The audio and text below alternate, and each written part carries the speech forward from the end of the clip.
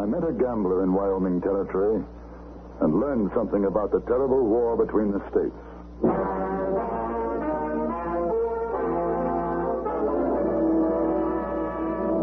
Frontier Gentlemen.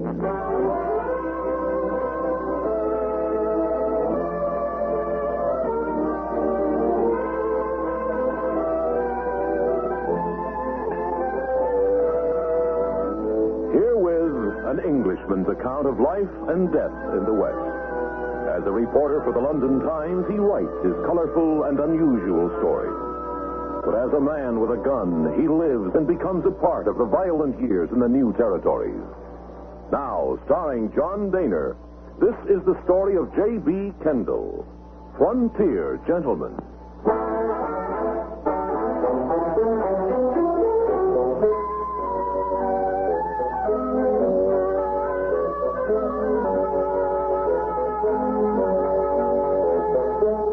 Returned to Cheyenne in Wyoming territory, I found that a new and thriving establishment had opened during my absence. I first heard of it over a drink with Carrie Chase, the editor and publisher of the Cheyenne Daily Press. We were standing at the bar in the Gold Room Saloon, and I remarked on the fact that the adjacent gambling rooms seemed unusually quiet. Been like this over a week now. Any particular reason? I guess you haven't heard about Madame Verdi. No. Quite a woman. Sailed in here 10 days ago. Denver, they say. Got the biggest painted freight wagon you ever saw. And some kind of a omnibus for her to travel in. Well, I tell you, no lady's boudoir was ever decked out any better. And is she a medicine woman? Oh, no. Gambling. Set herself up near the depot. A big tent. Roulette, faro, anything you name. Brought in her own dealers, case keepers, spindlemen. Day after she arrived, posters went up all over town. And since then, well, the local boys aren't very happy about it. Taking all their business, huh? Just about. What sort of woman is she? I tried to get an interview. Not much luck. Doesn't like to talk about herself. But I tell you, there's a story there. I'd like to get it. Yes, sir. Quite a woman. Pretty? Pretty and a lady. A real belle. Madame Verdi. Is she foreign? I wouldn't say so. Why don't you go down and take a look this afternoon? I'd like to join you, but I got to get my editorial out. Maybe I'll see you later. Right.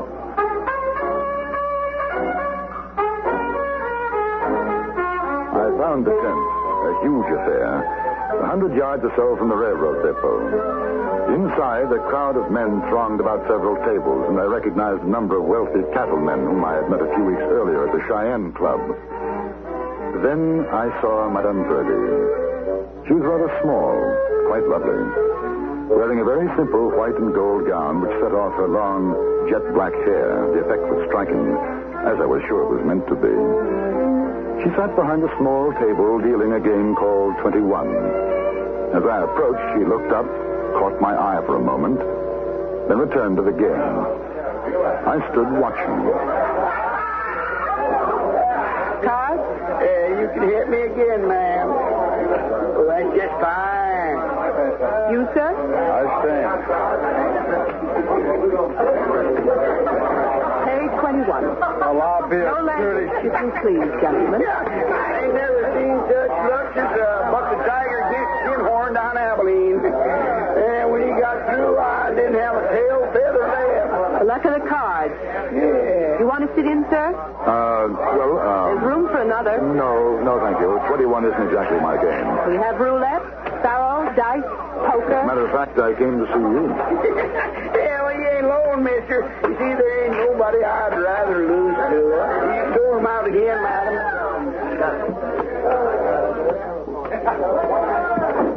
What's your business? I'm a newspaper man. I write for the London Times. You English fellas sure filling up a territory. Yeah, seems like there's as many you as Sue in these here. Are we playing or are we talking? Cards, gentlemen. You can hit me now, man. And again, soft. Nice and soft. Yeah, I'll stay on this. Hit me. No, that ain't luck. Now, let me see them cards. Oh, now, you take these here. Now, look here. I've been losing for better than 2 hours. I say that ain't luck. Unless you want me to shoot up this place, you just hand over that money you've been cheating me on. Put your gun away. Yes, I would if I were you. Listen, you're willing to fuck out and smoke, you just keep out of this. All right, Madam Birdie, I got 1,000 gold laying in front of you. Now, you just push it over, and I won't be able to.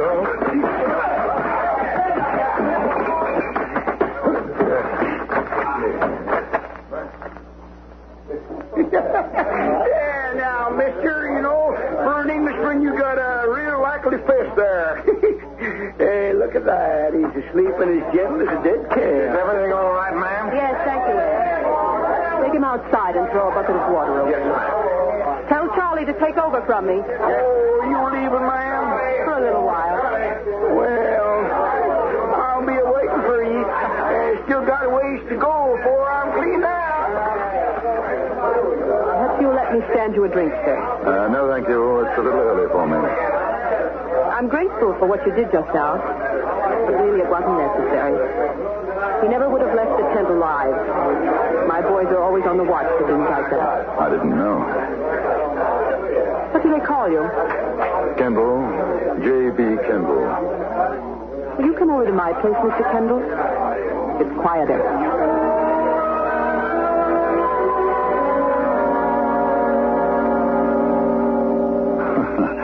Well, I'm overwhelmed, Madame Birdie.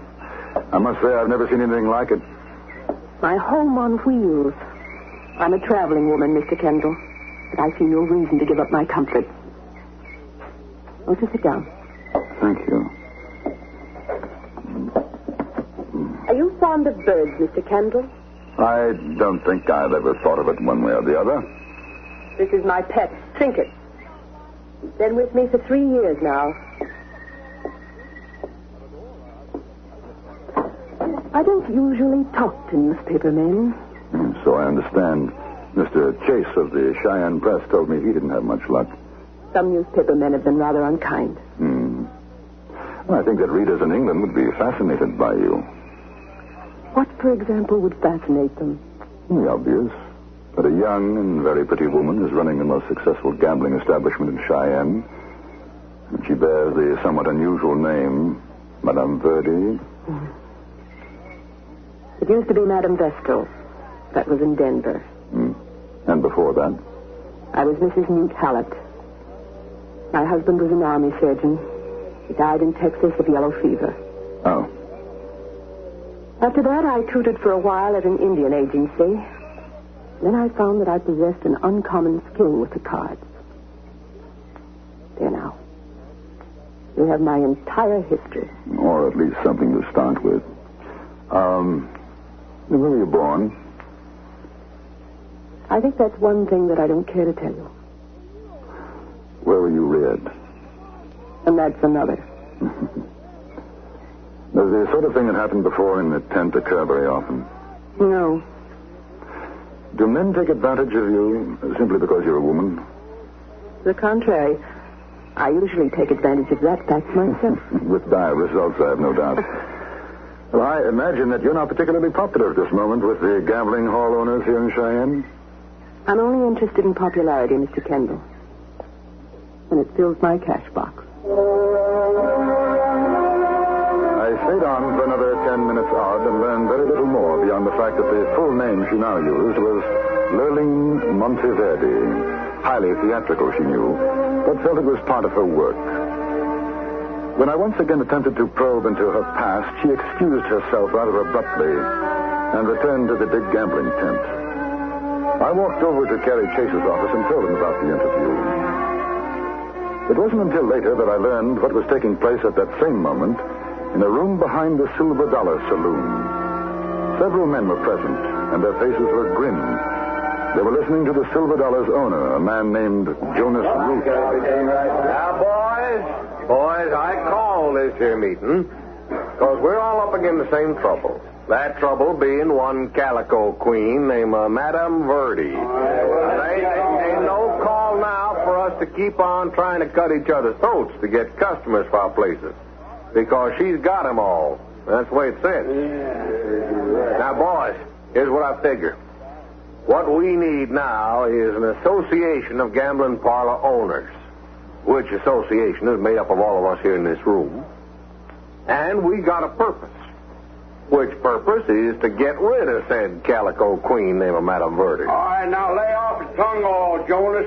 We know that. You said you got it figured out how to do it. Now get on with it. Yeah, that's right. All right, I got it whipped, I think. Now, all of you may be wondering who this here fella is I got sitting by. Yeah, well, who is he? He calls himself Jack Woolcott. Now, he's got something to say to you. Well, you say it this way. I just got robbed up to that Madame Verdi. She took me for $1,021, and when I caught her dealing off the bottom of the deck, shadow boys jumped me. Well, they sure made a mess out of your face, mister. Well, I aim to make them pay for it. Now, fellas, we don't want no crooked gambling from no she-gouger in Cheyenne. And there's something else. I've been doing some inquiring these past days since you've been here. Now, I found out... Yes, sir, I found out something's going to get Fancy Nellie run plumb out of here. Jonas, will you haze the talk? Now, what do you know? Madame Verdi's real name was Belle Siddons. Belle Siddons? You mean Belle Siddons? Yeah, you know the name, Soapy.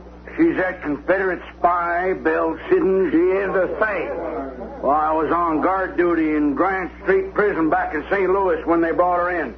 Boys, that's that red woman got Grant's troops cut off. Joe, Finch, Big Al, you remember the raid on the Memphis to Mobile Railroad, don't you? All right, now, I say that what we got to do is pay a call tonight on Madame Belle Siddons Verdi. And we'll ask her nice and polite to roll her wheels out of Cheyenne. Yeah, I agree, but supposing she says no? Well, then maybe we ain't so polite.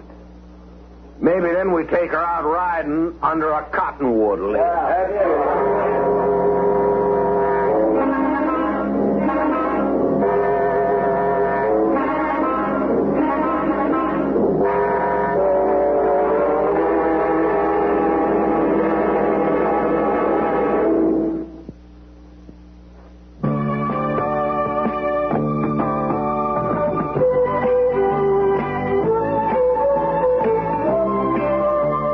Too can have the advantages of a tax-sheltered retirement plan. Corporations have long been able to set aside funds to provide retirement income for their employees and defer payment of taxes. Since 1962, self-employed individuals have been able to save in a tax-sheltered Keogh plan. Now, Congress has developed IRA for individuals not covered by other plans. Social Security is not adequate to provide independence when you retire. But coupled with IRA, many people can now make their later years worry-free. Any wage earner who is not a participant in any other retirement plan may set up an IRA. The sooner you start, the better your retirement can be. Get your plan started at Highline Savings and Loan, Burien, Kent, Linwood, and Bellingham. And now we return you to the Anthony Ellis production of Frontier Gentlemen.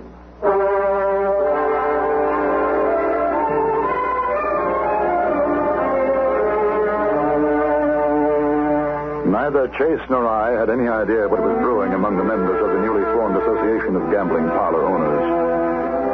I sent a message to Madame Verdi asking her to dine with me at the Rollins house that night. You know, I didn't think you would. Join you for dinner? Why not? I don't know. Perhaps you strike me as the type of woman who never allows pleasure to interfere with business, and that there's only room for business in your life. As a rule, yes. Well, I'm flattered that you make an exception tonight. I'm curious about you, Mr. Kendle. Oh? You're not the type of man I would expect to find as a newspaper correspondent. Is there a type? I think you know what I mean. I'm not sure that I do. The way you managed that man this afternoon, something tells me that you could have done quite as well with a gun. Oh. Well, I've learned a little since coming to the West.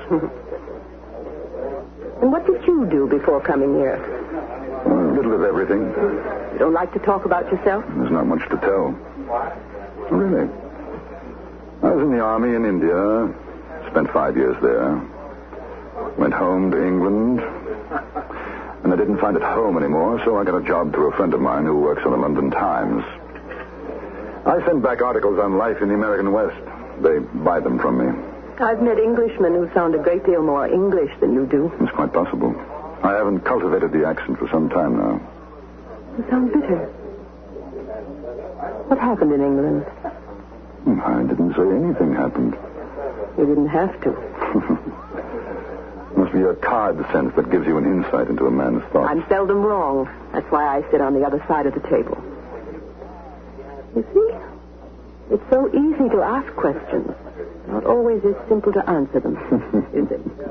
No. Will you have more champagne? Please. If I were asked to gamble on it, I'd say there was a woman in England. You'd be half right. You look so stern, Mr. Kendle. Don't worry. There'll be another. There always is. Did you find another man after your husband died? No. But I imagine I will. You find me terribly callous? Not at all. Refreshingly honest. I'm afraid I shall have to be going back to the tent now. I'll take you. I've enjoyed myself very much, Mr. Kendle. So have I. Have you any money? Well, a little, yes. If you decide to play roulette, I suggest that you bet on the black. Up to $1,000 payoff that can be quite lucky. Thank you, no. When I gamble, I'll take my own chances.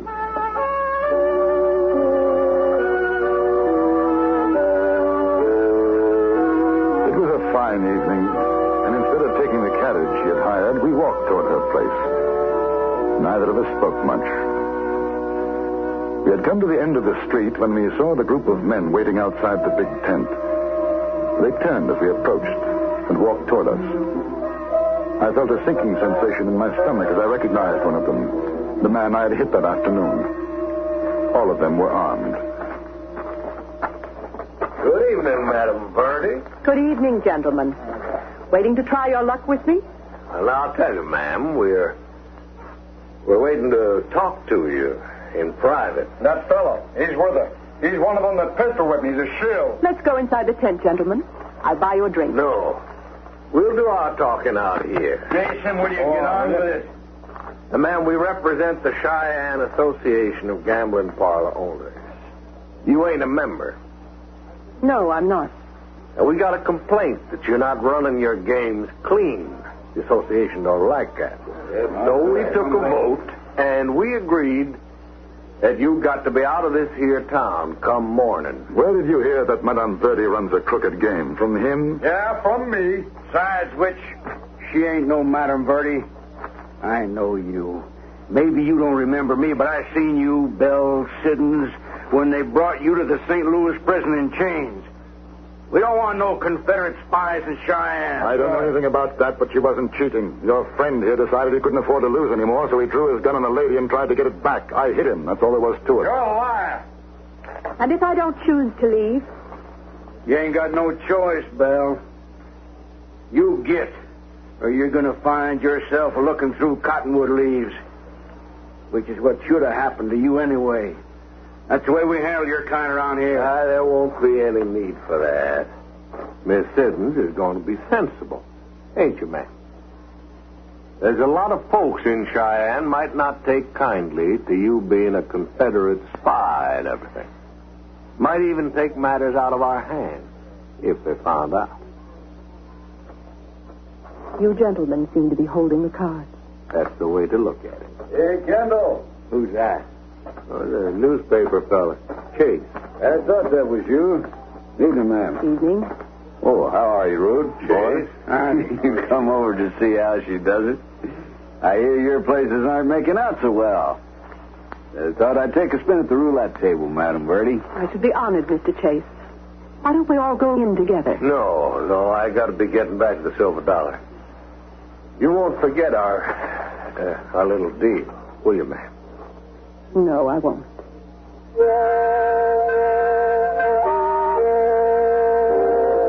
We went into the tent. She was tight-lipped, pale.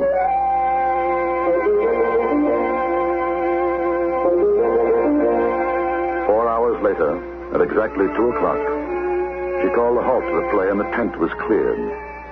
Chase, flushed with whiskey he had taken and the $100 he had won, joined me at her table. A fine evening, ma'am.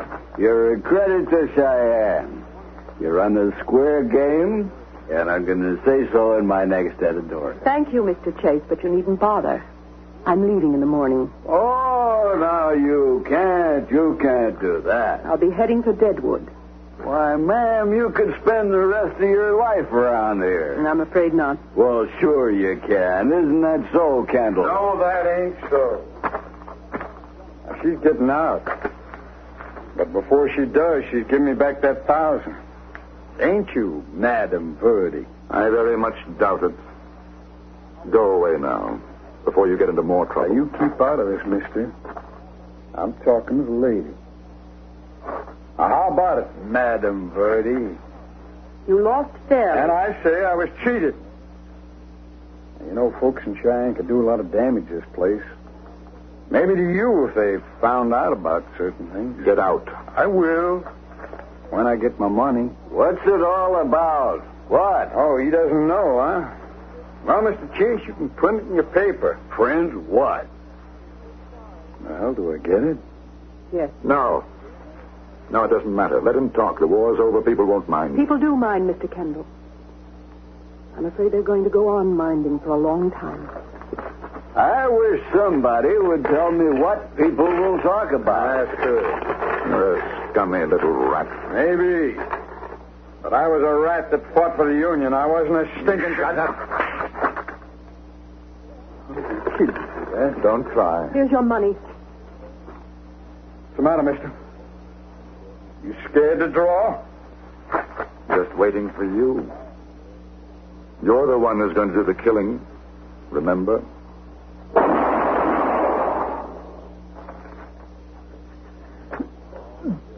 Bell City.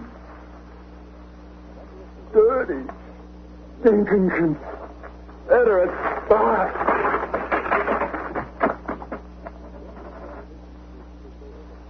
Bell Siddons? Yes.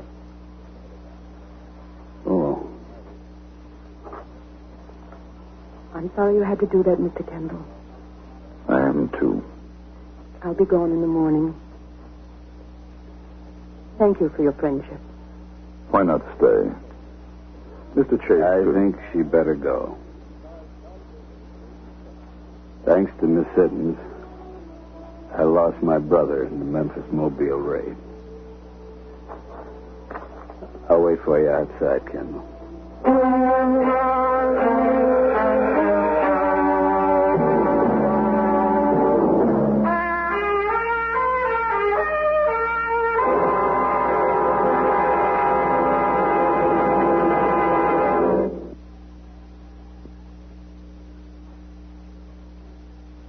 Frontier Gentleman was written, produced, and directed by Anthony Ellis and stars John Dehner as J.B. Kendle. Featured in the cast were Jeannie Bates, Lawrence Dobkin, Stacey Harris, Harry Bartell, and Jack Crucian.